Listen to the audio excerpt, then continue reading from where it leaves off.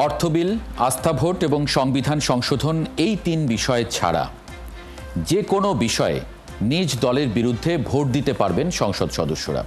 এ বিষয়ে একমত সব দলের নেতারা। সংবিধানের ৭০ অনুচ্ছেদ সংশোধন করে এই বিধান যুক্ত করতে একমত বিএনপি, জামায়াত সহ বেশিরভাগ দল। তবে এতে দ্বিমত জানিয়েছে এনসিপি সহ কয়েকটি দল। আরও জানাচ্ছেন নয়ন আদিত্য। বিদ্যমান সংবিধানের ৭০ অনুচ্ছেদ অনুযায়ী সংসদ সদস্যরা নিজ দলের বিপক্ষে ভোট দিতে পারবে না। সেখানে বলা আছে, নির্বাচনে রাজনৈতিক দলের প্রার্থী হিসেবে কোনো ব্যক্তি সংসদ সদস্য নির্বাচিত হওয়ার পর তিনি যদি ওই দল থেকে পদত্যাগ করেন বা সংসদে ওই দলের বিপক্ষে ভোট দেন, তাহলে তার আসনটি শূন্য হবে। দীর্ঘদিন ধরে সংবিধানের ৭০ অনুচ্ছেদের এই ধারা সংশোধনের দাবি জানিয়ে আসছে বিভিন্ন দল। অনুচ্ছেদটি সংস্কারের জন্য এর বৈধতা চ্যালেঞ্জ করে উচ্চ আদালতে দুবার রিটও করা হয়। ঐকমত্য কমিশনও সংবিধান সংশোধনের এই প্রস্তাব করে। মঙ্গলবার কমিশনের দ্বিতীয় ধাপের আলোচনায় ৭০ অনুচ্ছেদ, নারী আসন, সংসদীয় স্থায়ী কমিটি ও তত্ত্বাবধায়ক সরকারের দুটি বিষয় এজেন্ডায় রাখা হয়। ২.৫ ঘন্টার আলোচনায় ৭০ অনুচ্ছেদ নিয়ে ঐকমত্যে পৌঁছায় বেশিরভাগ দল। অধিকাংশের মতামতে আগে যে তিনটে বিষয় বললাম, আস্থা ভোট, অর্থ বিল এবং সংবিধান সংশোধন সংক্রান্ত যে কোনো বিলের ক্ষেত্র ছাড়া অন্যান্য সব বিষয়ে সংসদ সদস্যগণ স্বাধীন থাকবেন, এই মতামতে প্রায় সব দল একমত হয়েছে বলে আমার বিশ্বাস হয়েছে। একটা হচ্ছে অর্থ বিল, এরপরে ছিল আপনার সংবিধান সংশোধন ইস্যুটা, আর আস্থা ভোট, নো কনফিডেন্স নিজ দলের বিরুদ্ধে। তো আজকে এখন এখানে প্রায় সকল দলগুলো এই বিষয়ে ঐকমত্য পোষণ করেছে। আমরা একটার সাথে তো একমত আছি। আমাদের প্রপোজাল ছিল কনস্টিটিউশন অ্যামেন্ডমেন্টের বিষয়টা, এটাতেও আমরা বলেছি যে আমরা যদি বেশিরভাগ লোকদের একমত থাকে তাহলে আমরা এটাতে ফ্লেক্সিবল থাকবো, যেহেতু আমাদের একটা পার্মানেন্ট পলিসি হচ্ছে জাতীয় ঐক্য গড়তে হলে কিছু না কিছু ছাড় দিতে হবে। অর্থ বিল ও আস্থা ভোটে সম্মতি জানালেও সংবিধান সংশোধনের বিধান রাখার বিপক্ষে এনসিপি, গণসংহতি আন্দোলন সহ কিছু দল। যে সরকারের স্থিতিশীলতা এবং সংসদ সদস্যদের স্বাধীনতা, এই দুটো জিনিসই গুরুত্বপূর্ণ। এই কারণে অর্থ বিল ও আস্থা ভোট ছাড়া অন্যান্য সকল ক্ষেত্রে যে কোনো সংসদ সদস্য দলের বিরুদ্ধে ভোট দিতে পারবেন। আগামী সংসদটা হবে সংবিধান সংস্কার পরিষদের সংসদ, এবং সেটা 5 বছর যেমন সরকার পরিচালনা, দেশ পরিচালনা করবে, কিন্তু একটা নির্দিষ্ট সময়ের মধ্যে সংবিধান সংস্কার সম্পন্ন করবে, এবং সংবিধান সংস্কারের এই জায়গাটা জনগণ ম্যান্ডেট দিচ্ছে। এছাড়া তত্ত্বাবধায়ক সরকারের মেয়াদ 4 মাস ও তাদের অধীনে সংসদ ও স্থানীয় সরকার নির্বাচন চায় এনসিপি। তবে এতে আপত্তি বিএনপি সহ অধিকাংশ দলের। সংশোধনের বিষয়টাও দিনব্যাপী বৈঠকের শুরুতে কথা বলেন কমিশনের ভাইস চেয়ারম্যান আলী রিয়াজ। ক্ষেত্র বিশেষে একমত হওয়া যাবে, ক্ষেত্র বিশেষ হয়তো পাওয়া যাবে না, কিন্তু আমাদেরকে এগুলো এক অর্থে এর এক ধরনের উপসংহার টানতে হবে, কারণ সময়ের স্বল্পতার বিবেচনায় আমরা জুলাই মাসের মধ্যে যে সনদ তৈরি করতে চাচ্ছি, সেই সনদে কোনটা অন্তর্ভুক্ত থাকবে, কোনটা থাকবে না, সেটা আমাদের সিদ্ধান্ত নিতে হবে। বৈঠকে অংশ নেয় 30টি রাজনৈতিক দলের প্রতিনিধিরা। ঈদের পর আবারও শুরু হবে এই বৈঠক। নয়ন আদিত্য, ৭১, ঢাকা। আজ দ্বিতীয় দিনে রাষ্ট্রের বিভিন্ন ক্ষেত্রে সংস্কার প্রশ্নে ঐকমত্য প্রতিষ্ঠার লক্ষ্যে রাজনৈতিক দলগুলোর সঙ্গে জাতীয় ঐকমত্য কমিশনের দ্বিতীয় পর্বের বিষয়ভিত্তিক আলোচনায় নানা প্রসঙ্গ উঠে আসে। আমরা সেটা নিয়ে রিপোর্ট দেখছিলাম। এ নিয়ে আজকে কথা বলবো। আমাদের সঙ্গে আজকে আছেন বিএনপির ভাইস চেয়ারম্যান আব্দুল আওয়াল মিন্টু এবং গণসংহতি আন্দোলনের প্রধান সমন্বয়কারী জোনায়েদ সাকি। আপনাদের দুজনকে স্বাগত জানাচ্ছি সংবাদযোগে। শুরুতে জোনায়েদ সাকি, আপনার কাছে একটু জানি যে আজকের আলোচনায় ছিল 30টি রাজনৈতিক দল এবং তার মধ্যে আপনার দলও ছিল। আলোচনার পরিবেশ এবং ঐকমত্যের প্রশ্নে আসলে কি ধরনের পরিবেশ বিরাজ করছিল বা কি অবস্থা ছিল একটু যদি জানাতেন আমাদের। আমরা তো নানান প্রশ্নে আসলে দলগুলোর একেবারে বিপরীতমুখী অবস্থান দেখি, সেই জায়গা থেকে। ধন্যবাদ আপনাকে। আমি আমার সহ আলোচক জনাব আব্দুল আওয়াল মিন্টু সহ যারা এই অনুষ্ঠান দেখছেন সবাইকে সালাম, শুভেচ্ছা জানাই। আসসালামু আলাইকুম। আজকে এই যে পরিবেশ, সেই পরিবেশ বলা চলে অত্যন্ত সৌহার্দ্যপূর্ণই ছিল। প্রত্যেকের অবস্থান বলছেন, আবার নানান জনের যে যুক্তি তর্ক সেগুলো একে অপরকে কিছুটা হলেও প্রভাবিত করছে। অনেকগুলো প্রশ্ন উত্থাপিত হচ্ছে, তার পেছনে যুক্তি উত্থাপিত হচ্ছে। ফলে নতুন করে ভাবনারও সুযোগ থাকছে। এখন আজকে যে প্রধান বিষয়, 4টি বিষয় ছিল, তার মধ্যে 3টি আলোচনা হয়েছে এবং 2টি বিষয়ে মোটামুটি ভাবে একটা জায়গায় পৌঁছানো গেল। 3য় বিষয়ে অসমাপ্ত ছিল, যে নারী প্রশ্ন। আর আরেকটি বিষয় তত্ত্বাবধায়ক সরকারের অধীনে স্থানীয় নির্বাচন, এটা আলোচনায় হওয়ার সময় পাওয়া যায়। প্রথম বিষয় আর্টিকেল 70, সে বিষয়ে আলোচনা হয়েছে। আমাদের দলের পক্ষ থেকে আমরা প্রতিষ্ঠাকাল থেকে আর্টিকেল 70 70 অনুচ্ছেদকে বাংলাদেশে কেন দুনিয়াব্যাপী মানে গণতান্ত্রিক ব্যবস্থার সাথে একটা অসঙ্গতিপূর্ণ বিরোধাত্মক বিষয় হিসেবে মনে করি। ফলে আমরা এর বিলোপের জন্যই আন্দোলন করে আসছি আমাদের প্রতিষ্ঠা লগ্ন থেকে, এবং এইটাকে একটা অন্যতম প্রধান মানে বাধা হিসেবে গণতন্ত্রের জন্য, সেটা আমরা নানা দিক থেকে আমাদের প্রচারণায় সামনে আনছি। আজকে বাংলাদেশে এই সময়ে এসে এইটা গুরুত্ব পেয়েছে, সেদিক থেকে আমরা অত্যন্ত আনন্দিত যে বাংলাদেশে গণতান্ত্রিক ব্যবস্থা নির্মাণে আর্টিকেল 70 বিষয়ে যে পুনর্ভাবনা, সেটা এখন সামনে এসছে। এবং সেক্ষেত্রে বাংলাদেশের কিছু বিশেষ বাস্তবতা সকলের কাছেই সামনে এসছে, যে এখানে আমাদের ইতিহাসে দেখা গেছে হর্স ট্রেডিং, যদি আস্থা ভোটও মানে যে কেউ ইচ্ছে মতো ভোট দিতে পারে, তাহলে এখানে হর্স কেনা বেচা হবে, এমপি কেনা বেচা হবে সোজা বাংলায়। তো সেইটা কিভাবে বন্ধ করা যায়, এবং এইটা আলোচনা আমরা যখন বিএনপি সহ যুগপৎ আন্দোলনে 31 দফার আমরা আলোচনা করছিলাম, তখন এই প্রশ্নগুলো এসেছিল। এবং সেই ক্ষেত্রে আমরা যেহেতু আমাদের দাবি আমরা করে আসছি বিলোপের, কিন্তু অপরাপর গণতান্ত্রিক রাজনৈতিক দলগুলো কিংবা আমরা একটা গণতান্ত্রিক সংগ্রামে আছি, সকলের সাথে একটা ন্যূনতম ঐক্যের স্বার্থেই আমরা কতগুলো ছাড় দেওয়ার জায়গা আছে, যেমনটা আমরা এখনো আছি। এবং সেইখানে আমরা সিদ্ধান্তে এসেছিলাম যে আস্থা ভোট, অর্থাৎ সরকার গঠনের জন্য যে আস্থা ভোট নেওয়া হয় সেটা, এবং বাজেট, এই দুটো বিষয়ে বাদ রেখে আমরা 70 অনুচ্ছেদ সংস্কার করা হবে, যাতে যে অন্যান্য সকল বিষয়ে স্বাধীনভাবে এমপিরা ভোট দিতে পারবে। কিন্তু এই দিক থেকে তখনো পর্যন্ত বিএনপির দিক থেকে দুটো প্রস্তাব ছিল, যে সংবিধান সংশোধন এবং জাতীয় নিরাপত্তার প্রশ্নটাও তারা বিবেচনায় রাখছেন, যে এই দুটো বিষয়কে রাখা। আমাদের দিক থেকে আমরা আজকেও বলেছি যে কোনো কিছু আনস্পেসিফাইড রাখা যাবে না। যেমন ধরুন সংবিধান সংশোধনের প্রশ্নটি অনেক বড় ক্যানভাসে। এখন আপনি কোনো একটা সংবিধান সংশোধনের প্রশ্ন যদি ইলেকশন ম্যানিফেস্টোর মধ্যে আসে, তাহলে সেইটার পক্ষে দলীয় সদস্যদের এক ধরনের অব্লিগেশন থাকে। যদি আপনার এমনটা হয় যে আপনি ম্যানিফেস্টোতে উল্লেখ করেন নাই, কিন্তু হঠাৎ করে আপনার একটা সম্পূর্ণ উল্টো একটা মানে বড় ধরনের একটা পরিবর্তনের জায়গায় চলে গেলেন, যেমনটা গিয়েছিল 4th সংশোধনের মধ্যে দিয়ে, কিংবা 5th সংশোধনের মধ্যে তত্ত্বাবধায়ক ব্যবস্থা বাদে, এই ধরনের কাজ করলে সেক্ষেত্রে আসলে গণতান্ত্রিক ব্যবস্থায় একটা মুখ থুবড়ে পড়ে। সংখ্যাগরিষ্ঠতা মানে পুরো বিষয়টা স্পেসিফিক থাকুক। শেষ করি 1 মিনিট বলতে দেন। সেটা হচ্ছে আমরা বলেছি যে রাজনৈতিক দলের মানে ইস্তেহারে বর্ণিত সংবিধান সংশোধনী প্রস্তাব, মানে এইটাকে আমরা ক্লজ হিসেবে রাখতে চাইছি, স্পেসিফাই করা, যে কোনো সংবিধান সংশোধনের ক্ষেত্রে নয়। দলের ইস্তেহারে বর্ণিত সংবিধান সংশোধনের ক্ষেত্রে দলীয় সদস্যরা এর বিপক্ষে ভোট দিতে পারবেন না। আর 4th জাতীয় নিরাপত্তা, এটা একটা অনেক ভেগ টার্ম। এখানেও যদি কেউ কোনো স্পেসিফিক জায়গা আনতে চান, তাহলে সেটা আমরা বলেছি যে যদি দেশ বহিঃশত্রু দ্বারা আক্রান্ত হয়, সেই ক্ষেত্রে একটা মানে জায়গা সুনির্দিষ্ট করতে হবে। তার মানে পুরো যে এর মধ্যে কেউ প্রস্তাব তুলেছেন রাষ্ট্রপতি নির্বাচনের প্রশ্নেও। তো এই বিষয়গুলো আমরা আলাপ আলোচনা চলছে, আশা করি প্রত্যেকেই আবার প্রস্তাবনা দিবেন, পরবর্তী বৈঠকে এই বিষয়ে একটা চূড়ান্ত মানে কাছাকাছি আসা যাবে বা একটা চূড়ান্ত করা যাবে। জি, ধন্যবাদ। আপনার কাছে আবারও আসবো জুনায়েদ সাকি।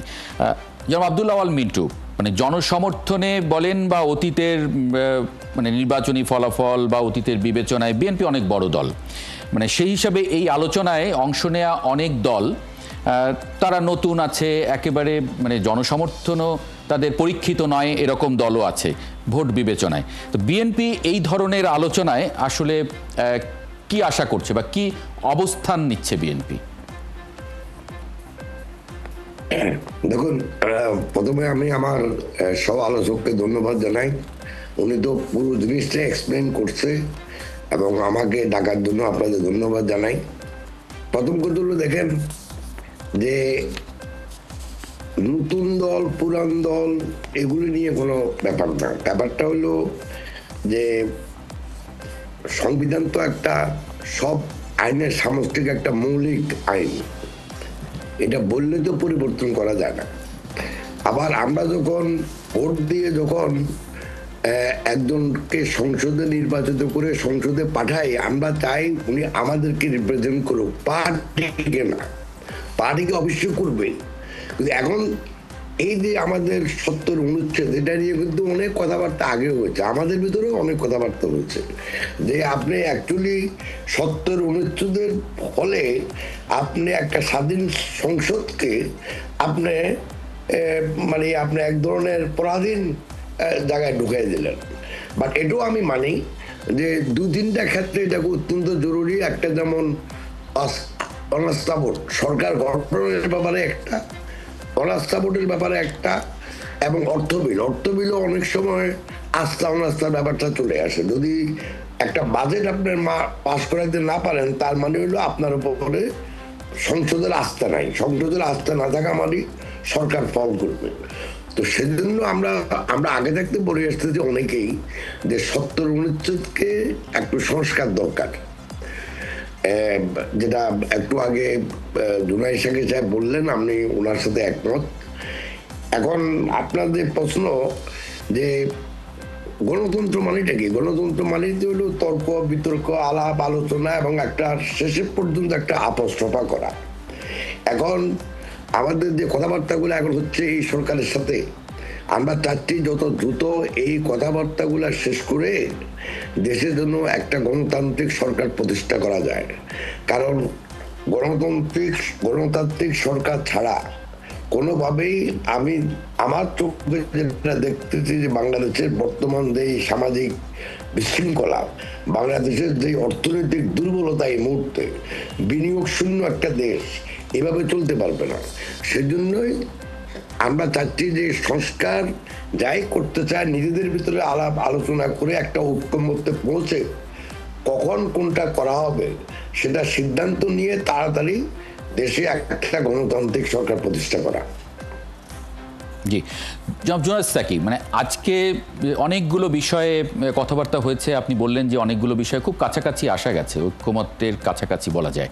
মানে সেক্ষেত্রে দলগুলো কি তাদের আগের অবস্থান বদলাচ্ছে, মানে এই আলাপ আলোচনার পরে? না হলে তো আসলে ঐক্যমত্যে আসা খুব কঠিন। মানে কেউ যদি কোনো দল যদি ভেটো দিয়ে দেয়, মানে সেক্ষেত্রেও কি এগুলো কি হবে আসলে, সেই তখন রেজুলেশনটা কিভাবে তৈরি? আমি বলবো যে বরং ভিটো দেওয়ার বদলে ইতিবাচক বদলানো হচ্ছে, মানে ইতিবাচক ভাবে এগিয়ে আসছেন দলগুলো। অর্থাৎ যেমন ধরুন যে কথাটা আমি 70 অনুচ্ছেদের ক্ষেত্রে বললাম যে সংবিধান সংশোধনের ক্ষেত্রেও অনেকে এই প্রশ্নটা তুলেছেন যে আনস্পেসিফাইড থাকলে তাহলে দেখা যাবে যখন তখন যে কোনো ধরনের সংবিধান সংশোধন করতে পারে সংখ্যাগরিষ্ঠতা থাকলেই। তাহলে সেই জায়গাটা যাতে একটা বন্ধ করা যায়, সেই ক্ষেত্রে যদি ওই যে বললাম যে ইশতেহারে বর্ণিত সংবিধান সংশোধন প্রস্তাব এইটা যুক্ত করা, যেমন আস্থা ভোট, বাজেট, ইশতেহারে বর্ণিত সংবিধান সংশোধন প্রস্তাব, এইরকম 3টি জায়গা। সংবিধান সংশোধন কেবল থাকলে বাকশালের মতো জিনিস কিংবা পঞ্চায়েত সংশোধনের তত্ত্বাবধায়ক বাতিলের মতো জিনিসও কিন্তু ঘটবে, যেগুলো আসলে জনগণের সম্মতি ছাড়া তারা কেবলমাত্র সংখ্যাগরিষ্ঠতার জোরে এই জিনিসটা করছে। তো এই বিষয়গুলো নিয়ে ইতিবাচক মনোভাব আছে। এখন হয়তো দলগুলো আবার নিজেরা আলোচনা করবেন এবং তারপরে হয়তো কেউ পরিবর্তন করতে পারেন। সেটা আমরা খুবই গণতান্ত্রিক ভাবে দেখছি এবং ইতিবাচক ভাবে দেখছি। যেমন স্থায়ী কমিটির প্রশ্নে যে আলোচনা হয়েছে, সেখানে আলোচনা হয়েছে যে স্থায়ী কমিটির ক্ষেত্রে আসলে পাবলিক মানে যে মানে ফান্ডিং, মানে অর্থাৎ অর্থ যে ব্যয় হচ্ছে, জনগণের অর্থ ব্যয়ের হিসেব রাখার ক্ষেত্রে যে কমিটি থাকবে, সেইগুলো কমিটি কিংবা প্রিভিলেজ কমিটি, আবার ধরেন হোম মিনিস্ট্রির মতো গুরুত্বপূর্ণ এইসব ক্ষেত্রে সংসদীয় স্থায়ী কমিটি যাতে বিরোধী দলের মানে কি বলে হাতে সভাপতির পদটি থাকে, এবং সভাপতির পদটি মানে একটা ভারসাম্যপূর্ণ জায়গায় থাকে। অর্থাৎ সেক্ষেত্রে সংসদীয় আসন ভিত্তিক হবে নাকি সংখ্যানুপাতিক, অর্থাৎ মোট প্রাপ্ত ভোটের অনুপাতে সংসদীয় সভাপতি, স্থায়ী কমিটির সভাপতিগুলোর পদ ভাগ হবে, সেইটা একটা আলোচনা চলছে এবং এই আলোচনার ক্ষেত্রে ইতিবাচক মনোভাব আছে। ফলে হয়তো আগামী দিনে আমরা একটা সুনির্দিষ্ট জায়গাতে পৌঁছাতে পারবো। জি। এবং আমরা যেটা বলেছি আমাদের দলের দিক থেকে যে সংসদীয় স্থায়ী কমিটি যেন কেবল অর্নামেন্টাল না হয়, অর্থাৎ এর মধ্যে ওই যে বিশেষ মন্ত্রণালয়ের জন্য সংসদীয় স্থায়ী কমিটি, ওই মন্ত্রণালয়ের কর্মকাণ্ড যাতে এক ধরনের জবাবদিহিতা জায়গা থাকে এই স্থায়ী কমিটির কাছে, সেই জায়গাটাতে এটা পৌঁছানো। একইভাবে ধরুন নারীর আসনের ক্ষেত্রে, এই ক্ষেত্রে এখন পর্যন্ত ঐকমত্যের জায়গাটা মোটামুটি এইটুকু হয়েছে যে হ্যাঁ 300 আসন মানে 400 আসন হবে, তার মধ্যে 100 সংরক্ষিত নারী আসন হবে। সেখানে এইটা সরাসরি নির্বাচনের ক্ষেত্রে কোনো ঐকমত্য হয়নি, এবং এই ক্ষেত্রে অনেক ক্ষেত্রে একটু নেতিবাচক মনোভাবও অনেকের মধ্যে প্রকাশিত হয়েছে বক্তব্য। তার মানে আগামী দিনে আপনি আশা করছেন যে একটা পর্যায়ে আসলে পৌঁছানো যাবে, সেটা ঐক্যমত্যের জায়গায় হয়তো দলগুলো এসে যাবে। অনেক ধন্যবাদ জুনায়েদ সাকি, আপনার কাছে সময় থাকলে আরেকবার একটু আসবো। আব্দুল আওয়াল মিন্টু, মানে বিএনপি নির্বাচনে জিতে ক্ষমতায় যাওয়ার প্রত্যাশা করা দল, অর্থাৎ ক্ষমতায় গেলে অনেক সংস্কার বা যে এই কমিশনের যে সিদ্ধান্তগুলো আসছে সেই সিদ্ধান্তগুলো বাস্তবায়ন বা মেনে চলার দায়বদ্ধতা থাকবে। মানে বিএনপি কি এটা মাথায় নিয়ে আসলে সিদ্ধান্ত নিচ্ছে কিনা? দেখুন, এখন থেকে প্রায় 7 বছর আগে আমাদের নেত্রী বেগম খালেদা জিয়া কিন্তু একটা ভিশন 2030 নামে একটা অনেকটা ম্যানিফেস্টোর মতো জাতির সামনে প্রকাশ করেছে। পরবর্তীকালে আমাদের অ্যাক্টিং চেয়ারম্যান সাহেব আমাদের সবার সাথে কথাবার্তা বলে 27 দফার একটা সংস্কার প্রস্তাব করছে। তারও পরে যেসব দল যুগপৎ আন্দোলনে আছে, আমাদের সাথে বিরোধী দলে ছিল, সবার সাথে কথাবার্তা বলে 27 দফাকে 31 দফায় উন্নীত করে জাতির সামনে একটা সংস্কার প্রস্তাব পেশ করছে। অতএব বিএনপি অলওয়েজ চায় যে দেশে বিদ্যমান আইনের সংস্কার, প্রাতিষ্ঠানিক সংস্কার, সাংবিধানিক প্রতিষ্ঠানের সংস্কার। এজন্য যে আমরা মনে করি যে প্রতিটি প্রজন্ম তার আগের প্রজন্ম থেকে অনেক বেশি শিক্ষিত, অনেক বেশি অভিজ্ঞতা সম্পন্ন এবং অনেক বেশি প্রযুক্তি নির্ভর। সেজন্য সংস্কার নিয়ে বিএনপি সমস্যা নাই। এখন যে জুনায়েদ সাকি সাহেব যে কথাগুলো বললো, এখানে এখন ধরেন আপনি নারীর অংশগ্রহণ, এটা কি 50 হবে না 100 হবে, সেটা আমি মনে করি জাতীয় ঐক্যমত্য দরকার। এটা কি সংরক্ষিত আসনে নমিনেটেড হবে নাকি সরাসরি ভোটে নির্বাচিত হবেন, এগুলি নিয়ে ঐক্যমত্য দরকার। আমরা মনে করি যে সংস্কার বিএনপিও চায় না, কিন্তু বিএনপি ক্ষমতায় গেলে আসলে কোনটা তারা মানে এস্টাবলিশ করবে, এই ঐক্যমত্য কমিশনের দেয়া সংস্কার নাকি বিএনপির যে 31 দফা আছে তার মানে যুগপৎ আন্দোলনে দলগুলোর সঙ্গে আলাপ আলোচনা করে যেটা করা? না, ঐক্যমত্য যেটা এখন মিটিং যেগুলি হচ্ছে, সেখানে যেসব সংস্কারে ঐক্যমত্য হচ্ছে, এই ঐক্যের ভিত্তিতে যেগুলি কনফার্ম করা হবে সেগুলি তো বিএনপি করতে বাধ্য হবে। এর আগে মানে সেটা তো সবার সাথে কথাবার্তা বলে তো একটা তো এগ্রিমেন্ট হবে, সেই এগ্রিমেন্ট অনুযায়ী এগুলি তো করবেই। তার বাইরেও সংস্কার হলো একটা চলমান প্রক্রিয়া। এই জন্য যে আগে আপনাকে বলছে যে প্রতিটি প্রজন্ম তার আগের প্রজন্ম থেকে অনেক মানসিকভাবে অনেক তফাৎ থাকে।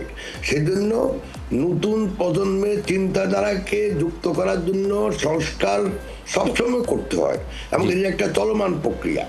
অতএব এটা দুভাগে ভাগ। আমাদের সংস্কার যেটা করা দরকার সেটা তো আমরা করবোই, বাট যেটা এখন ঐক্যমত্য হবে এই মিটিং এর মাধ্যমে, সেটাও বিএনপি বাধ্য থাকবে, সেটাও করবে। এবং পরবর্তীতে যদি আরো সংস্কারের প্রয়োজন হয়, বিএনপি সেই সংস্কার করার জন্য প্রস্তুত। অনেক ধন্যবাদ জনাব আব্দুল আওয়াল মিন্টু এবং জুনায়েদ সাকি, আপনাদের দুজনকে আজকে যুক্ত হবার জন্য সংবাদ যুগে। এই ছিল আজকের সংবাদ যুগে। আগামীকাল ঠিক রাত 10টায় আবারও দেখা হবে নতুন কোনো বিষয় এবং তার বিশ্লেষণ নিয়ে। ৭১-এর সঙ্গে থাকুন।